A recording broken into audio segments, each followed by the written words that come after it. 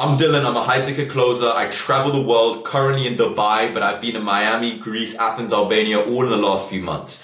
Now, this is all possible because of high ticket sales, but also because I dropped out of private school in the United Kingdom to go all in on my skill set and develop what I knew was working and what would continue to work. Now, in this video, I'm going to be showing you what I would do and the hindsight which I have if I was starting again from scratch. The mistakes that I made, how I would fix them, and what I would focus on from day one. Now, if you follow this video and you take action, I promise you, you will actually achieve your result. But most people just watch videos for fun, right? Most people brain rot. They'll scroll on YouTube, click on videos, and they'll click off again. If that's you, just click off now. If you're not actually going to take action after this video, don't even waste your time. But if you are actually serious about, potentially making money online and actually changing your current position, keep watching. I promise you're going to see the value and you're going to get a great understanding of the first steps that you need to take to start your journey as a high ticket closer and get to the point where you can make 10,000 plus every single month in commissions. Keep watching.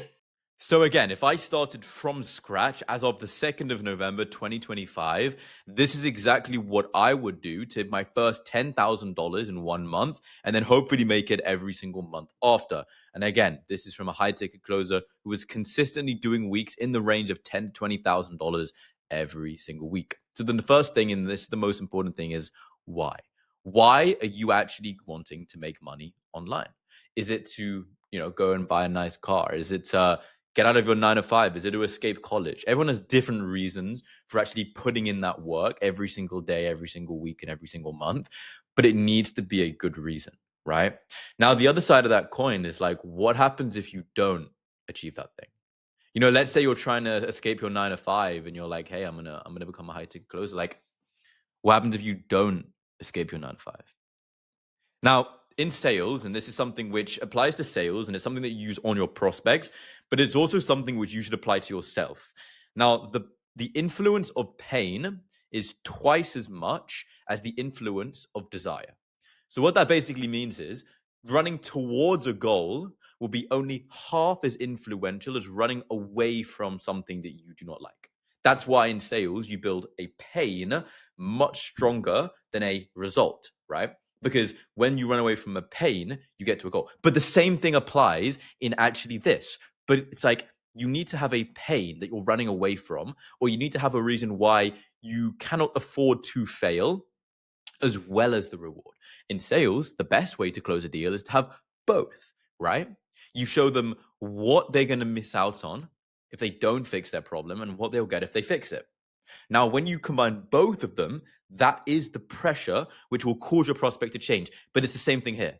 I want you to sit there and I want you to take a piece of paper and I want you to write out what happens when I achieve my goal, but then what happens if I don't?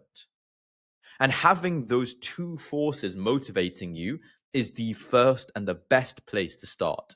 Now, after this, it's expectations, right? People think this is, or some people might, some people understand, but it's a skill, right? You don't learn to do an ollie when you're skateboarding your first week. You start with tic-tacking. You start by being able to glide. You start by being able to pick up momentum.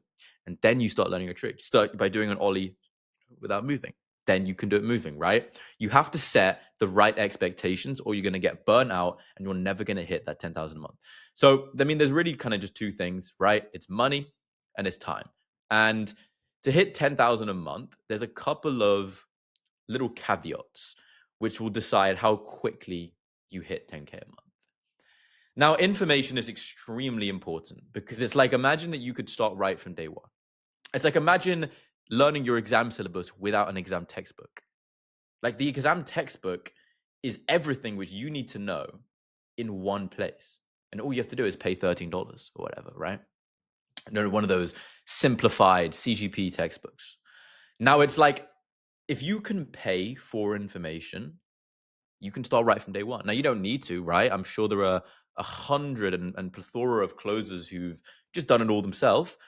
But it's if you can just pay someone for their information, you can get a head start on them and make progress a fair bit quicker.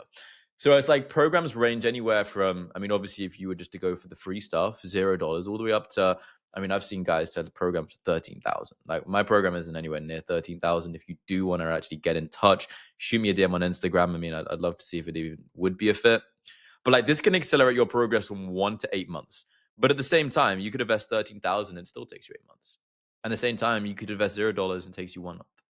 Now, there's really, aside from investing in your skill set, which is helpful to head start, it's almost like pay to win on a server, right?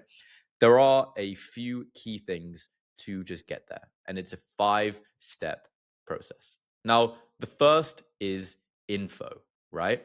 What information do you have? Now, this, as I said, right, this can be kind of linked to this stuff here, but at the same time, it's like, what information do you have? When you start a setting, where's it coming from? When you start closing, where are you basing your information off? Because that is going to be super duper important as well. Because if your information is wrong, if you're selling bad ideas, if you're thinking about sales the wrong way, you won't get as far as you would like. So start right. Look at Daniel G. Look at Jeremy Miner's fantastic. Who else is an amazing salesperson? Grant Cardone is great. All of these guys are really, really fantastic. And they'll set you up with the right mindset. Jeremy Miner is honestly amazing. And his mindset on sales, just like it's helping your prospect. So true. So true. Now, after info is action, right? Now, nothing matters unless you take action. This is single-handedly the most important part of this entire blueprint is action. Your first bit of action. And to be honest, this is action in actually finding an offer, right? So this is actually going ahead and applying for an offer. You might need to apply to 3, 4. But this is how you actually get your first role. Now, what you can do is if there's a great company you want to work with, you can actually guess email addresses, shoot them all emails, try and reach out through Instagram, reach out through anything you can. Honestly, LinkedIn is a great one. But it's like, obviously, you can also just go to someone who places you on offers. But like the first thing is taking action to get on an offer. Now, after that, it's analysis, right? Like if you reached out to your dream company and you got the job, like cool, you're in the green, right? But it's like you need to review these companies because there are a lot of guys who will defer responsibility to appointment setters before they have even proven that it works. And that's something which you cannot let happen. Because like if you go on an offer where the business owner doesn't even know what they're doing, and they just they're hiring salespeople from day one because they can't sell themselves, you are not going to get anywhere, right? So you need to ask them questions about the offer, ask them questions about sales, and kind of just compare it to the free stuff, right? Like, I mean, obviously, if you invested, it would be even clearer. But it's like, look at Daniel G, for example. Look at Alex Hormozi, look at what he's saying, and then like ask this person a question, and see like, is this actually something which he's serious about? Like, does he actually know what he's talking about? Now, once you feel like this might actually be something which could get you to where you want to go, the next thing is action times 10. And this is so fucking important. And this is just hammering the phone. If you're an appointment setter, you hammer the phone. If you're a closer, you hammer the phone, and then you get on all of your sales calls and you review all of them, right? And this is just obsessing. And it's saying, hey, how can I be on more closing calls? Can I set myself? I'll set myself. I'd rather be on more closing calls. Do I get more commission? Cool. I'm going to set myself. And you just go crazy. Like, and the thing is, like, most people won't. And that's why most people don't get to where they want to go. Like, most people will not go crazy. They'll do just the bare minimum. They'll, scratch the surface of what's actually expected of them. And it's like, cool, you can do that. But at the same time, you need to go crazy. If you want crazy results, honestly, it's like if you want crazy results, you have to put in crazy inputs. Inputs equals outputs. To get the outputs you want, you need to put in the inputs that you don't want to do. At the same time, if you love sales, if there's something you're passionate about, maybe you should. But you need to just be obsessed and you need to be proactive. You don't need to wait for the business owner to say, hey, like, why don't you do some closing? Hey, why don't, like, be like, I want to close. Can I just give me my own leads? I'll do it on my own. I'll just do it like whilst I'm waiting. Like that needs to be the mindset that you're in. And then once you've done that, once you actually have experience, right? Once you've, jumped on some calls, closed some deals, lost some sales, then it's iteration. It's sitting down with your business owner. And again, this is another great way to kind of just analyze, like, is this actually legit? And sitting down and training, right? Going over the sales recordings. If you have a mentor, right? Again, going over the recordings with him, saying, hey, this is my objection. This is X, Y, and Z. This is what happened. What would you say that I should do? And then you just repeat this cycle. You iterate. And then once you have, the data from the iteration, you just take action again. And I promise you, I swear on my life, it's simple, but it's like if you have the mental like capacity to just to keep working, and you're working with either a business owner who's knowledgeable or a coach who's knowledgeable, you will be able to develop your skills, continue closing deals, and then every single time that you do this sort of little loop here, like you will get better. So simple. Like you will improve every single time. And then it gets to the point that you make 10,000 a month, but then it's like you don't do anything else. Once you hit 10,000 a month, you know what you do? You do it all again. Because when you iterate, this will just multiply it, you know? This will just, maybe let's say every time you iterate, every time you do a trading session, you close 1.2x more deals.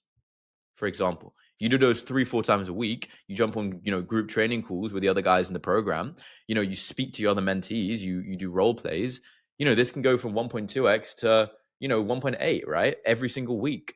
And it's like, but you have to iterate. You take action, you get data, and then you iterate. Now, this is really my blueprint to get to 10,000 a month in high ticket sales. It's super duper simple, but at the same time, most people will never even get started. And it just all starts from the action, right? Set yourself the right expectations so that action doesn't seem banal. Take action, get an offer. If it doesn't work, get another offer. Start setting, start closing, and then repeat. But make sure you understand why you're getting into it. What happens if you don't get into it? Because then when you take action, and again, you need to be disciplined with this. Like Alex Hormozi's definition of discipline is the amount of times that you can do a punishable activity in a row without reward. And it's like, cool, you might not see reward for a minute, but it's like if you give up, then you'll make not a fucking penny, right? So it's like set the right expectations for yourself, understand why you're doing this, and what happens if you don't do this. Take action, iterate, take action again. And boom, I promise you 10,000 will be the first step.